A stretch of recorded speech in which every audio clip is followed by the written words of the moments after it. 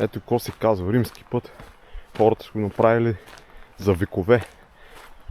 Не е като сегашните пътища, но простаците са уникални. Сегашните български простаци. Той ето. Идва с АТВ, с кросов мотор, камионите на дървосекачите и дори на римския път.